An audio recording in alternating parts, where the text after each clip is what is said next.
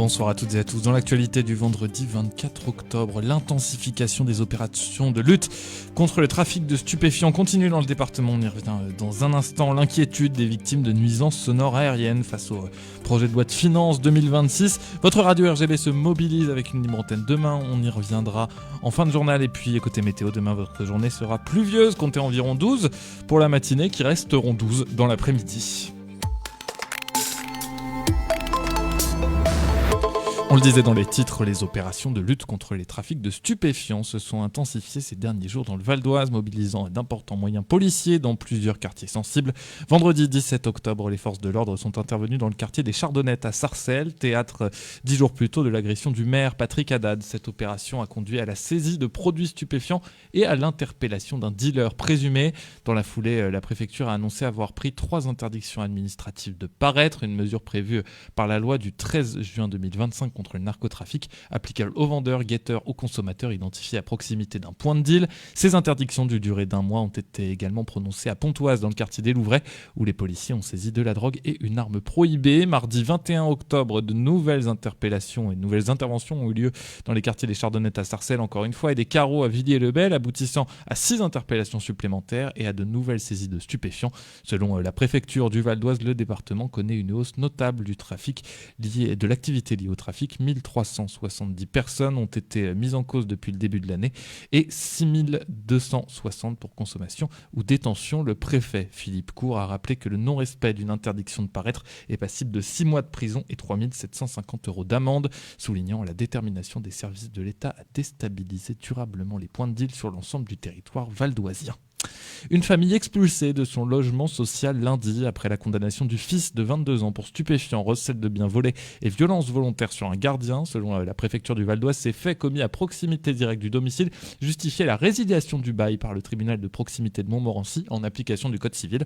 L'opération menée avec le concours des forces de police a conduit à la restitution du logement au bailleur social qui le réattribuera à une autre famille. Le préfet Philippe Cour a rappelé que le logement social repose sur des droits mais aussi des devoirs et que les locataires sont responsables de l'usage paisible du bien et du comportement des personnes hébergées. Le maire de Franconville, Xavier Melki, a salué la décision, estimant que l'argent du contribuable n'a pas à financer le logement de délinquants. Il milite depuis plusieurs mois pour un durcissement de la législation, souhaitant que les familles dont un membre est condamné pour des faits graves puissent être expulsées sans obligation de relogement. Cette décision s'inscrit dans un contexte où la préfecture du Val d'Oise entend encore une fois renforcer les actions civiles d'expulsion des locataires troublant l'ordre public en partenariat avec les communes et les bailleurs sociaux. L'inquiétude monte dans le département, notamment autour de l'aéroport Roissy-Charles de Gaulle. Après la présentation du projet de loi de finances 2026, le gouvernement prévoit en effet de prélever 80 millions d'euros dans le fonds de compensation des nuisances aériennes destiné à financer l'insonorisation des logements exposés au bruit des avions, alimentés par les taxes sur les nuisances sonores aériennes payées par les compagnies aériennes. Ce fonds dispose actuellement d'une avance de 123 millions d'euros, une décision qui inquiète fortement les riverains et les associations comme l'Advoncar, qui redoute un gel des aides pour des milliers de foyers. À Deuil-la-Barre, Caroline, habitante vivant sous les couloirs aériens, craint de ne plus être remboursée pour ses travaux d'isolation. Selon Aéroport de Paris, 33 000 logements restent encore à insonoriser autour de Roissy, Orly et Le Bourget pour un coût total moyen estimé à 10 000 € par appartement et jusqu'à 200 000 € pour une école. Les élus socialistes à l'Assemblée nationale demandent la suppression de l'article 43 du budget 2026, estimant que cette réserve financière devrait être utilisée pour accélérer les travaux plutôt qu'être détournée. En toile de fond, les riverains dénoncent un risque de retour à une situation déjà connue par le passé lorsque les dossiers restaient bloqués plusieurs années, obligeant les habitants à subir durablement les nuisances sonores et leurs conséquences sur la santé.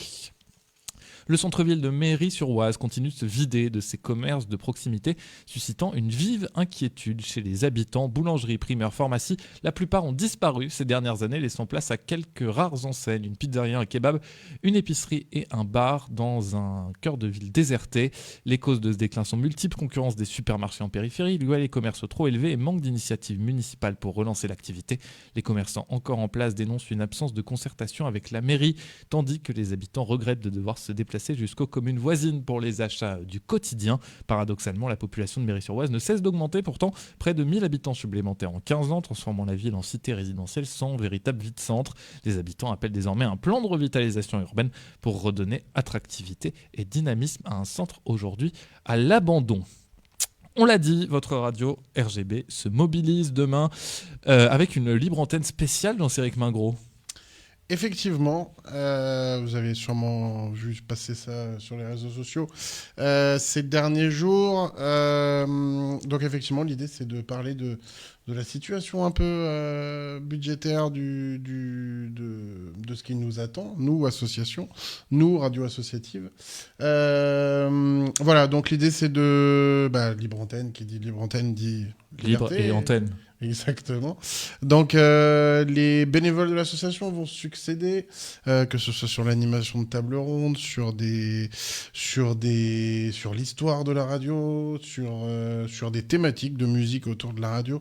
Voilà, l'idée c'est un peu de montrer la diversité de notre structure, ce qu'on appelle l'utilité sociale, puisqu'on est essentiellement sur des questions marchandes quand on parle d'argent, et de montrer aussi tout l'écosystème avec des associations qui vont être invitées, qui vont venir débattre, nos syndicats, le mouvement associatif. Voilà, ça va être une journée riche en témoignages, riche en comment dire, joli moment de radio. Joli moment de radio. Vous avez écouté des archives, d'ailleurs, on en a écouté quelques-unes tout à l'heure. Des belles choses. On va remonter 30 ans en arrière et se rendre compte que les questionnements sont les mêmes. Le temps passe, mais les inquiétudes sont les mêmes. Et non, surtout, parce que là, j'ai retrouvé mon mot. Surtout du militantisme. Voilà. C'est le plus important aujourd'hui, il faut du militantisme. Exactement, essayer de sortir du silence de ce coup de couteau que va être ce budget pour des structures comme la nôtre et pour tout le tissu associatif. Voilà, donc ça va être sportif. Ben oui, et ça va être une très belle journée, on le rappelle. Donc c'est, je sais pas si on voit l'affiche. Non, on voit pas l'affiche. Mais en tout cas, voilà, il y a une affiche derrière moi. C'est donc demain de 10h à 18h sur l'antenne de RGB. Ah oui, mon micro cache l'affiche en fait. Oui, parce qu'on est en vidéo filmé aussi, il faut expliquer. C'est un journal de vendredi, il est un peu compliqué, celui-ci, on va pas vous mentir. Alors effectivement, quand l'invité prévu n'est pas là, et il faut meubler. Ouais. Mais en tout cas, avec la baisse des températures, les chauffages reprennent du service. Mais attention, cela augmente aussi les risques d'intoxication au monoxyde de carbone, un gaz invisible, inodore et potentiellement mortel. Pour éviter tout danger, adoptez les bons réflexes, faites vérifier vos installations de chauffage chaque année par un professionnel et assurez le ramonage mécanique de vos conduites fumées. Ne bouchez jamais les grilles d'évacuation et aérez votre logement au moins 5 à 10 minutes par jour, même en hiver. Limitez également l'usage des chauffages d'appoint, gaz ou pétrole à 2 heures maximum. En cas de symptômes tels que des maux de tête, des nausées, des malaises ou des vomissements, aérez immédiatement, arrêtez les appareils à combustion si possible, évacuez les lieux et appelez les secours parce que ça peut aussi venir plus tard, l'intoxication au monoxyde de carbone. Donc il faut faire très attention. Les pompiers évidemment 18, le SAMU au 115 ou le 112. Et puis on parle d'Halloween un petit peu parce que ça arrive vite, on n'en a pas beaucoup parlé. À l'Isle-Adam, l'artisan souffleur de verre Cyril John Rousseau invite le public à célébrer Halloween de façon originale en créant sa propre citrouille en verre soufflé. Jusqu'au 2 novembre, son atelier boutique situé près de Castelrose accueille petits et grands pour une initiation de 15 minutes au façonnage de verre au prix de 35 €. Les participants découvrent les étapes de la création, cuisson et modelage avant de récupérer leur citrouille le lendemain après un passage à 500 degrés quand même. Une expérience ludique artistique saluée par les participants qui permet aussi de mieux comprendre la technicité du soufflage de verre. Habitué des ateliers thématiques, Cyril John Rousseau propose tout au long de l'année des créations saisonnières, cœur pour la Saint-Valentin, trèfle pour la Saint-Patrick, œuf pour Pâques et bientôt, Jean-Céric. Non, après, qu'est-ce qu'il y a après Halloween ? Après, Noël. Oui, les boules de Noël. Les inscriptions se font directement sur le site internet de l'artisan qui récompense la fidélité. Au bout de 7 œuvres réalisées, la 8e est offerte. Vous ne m'avez pas beaucoup aidé, Jean-Céric Mingros, sur cette fin de journal. En tout cas, c'est la fin de ce journal. On se retrouve demain pour donc cette libre antenne à partir de 10h jusqu'à 18h. Suivez-nous, de toute façon, il pleut, donc il n'y a pas mieux à faire que de rester devant la radio, mais aussi sur Facebook en vidéo. Merci à Damien Zissa pour sa réalisation. Axel Maire à la réalisation vidéo. On se retrouve évidemment demain donc à 10h et puis dès lundi pour le journal d'information locale en direct sur RGB 99.2, sur radio-rgb.net et en podcast sur toutes les plateformes de streaming. Excellente soirée et à demain à 10h sur RGB.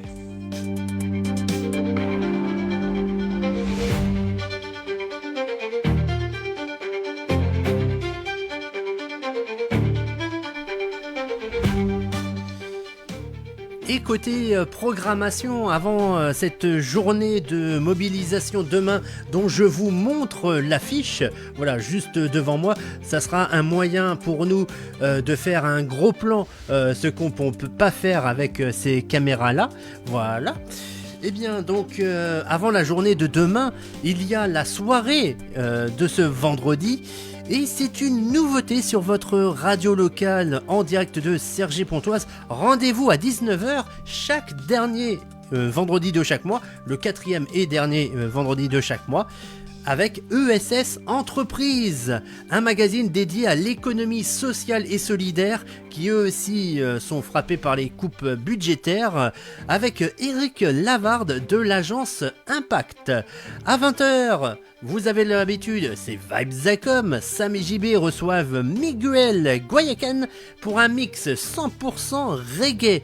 À 22h, comme il y aura encore un dernier vendredi dans la 5e journée, ça ne sera pas encore la nuit du funk, mais ce sera une 3e playlist Funiki Japan qui vous accompagnera jusqu'au 12 coups de minuit. Quelques autres rendez-vous ce week-end, entre autres donc dans notre journée de libre antenne. Ils veulent nous faire taire, faisons-nous entendre. Donc comme Théo et Jean-Céric l'ont si bien dit, de 10h à 18h sur l'antenne de votre radio locale, le 99.2 FM et radio-rgb.net. Il y aura les équipes de Bienvenue en Haïti, notamment aussi dans l'après-midi, les mix de Cocktail Rare Groove aussi dans le cadre de cette émission spéciale qui vous donneront rendez-vous, et eux qui iront jusqu'à 19h, donc ils concluront cette journée de libre antenne avant de retrouver Technotique, le magazine Mix Electro, et puis vous aurez droit à l'Extended 2000. Et l'Extended 2000, ce sera par DJ Ivy Jax, le spécialiste old school. Voilà, ça y est, je m'y retrouve.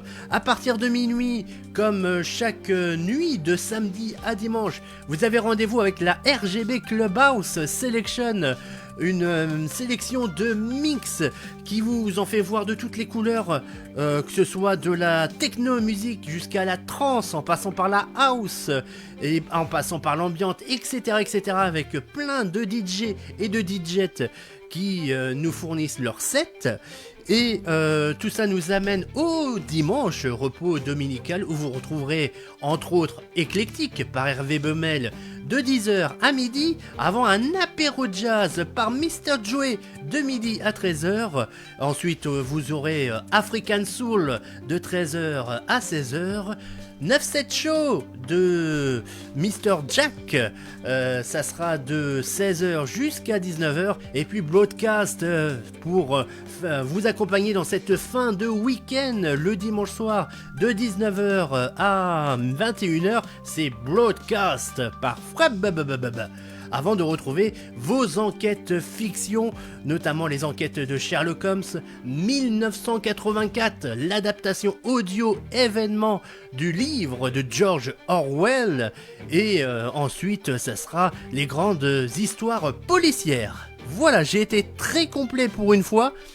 Il vous reste plus qu'à vous dire merci et continuez d'écouter RGB, que ce soit sur sa fréquence FM, sur le 99.2, sur radio-rgb.net, ou encore sur les applications pour smartphone, pour mobile, voilà, comme ça par exemple, pas de pub, mais les radios associatives, ou encore Radio Player. RGB, du sud de l'Oise jusqu'au nord des Yvelines, c'est en direct de Cergy-Pontoise, et c'est sur le Val d'Oise.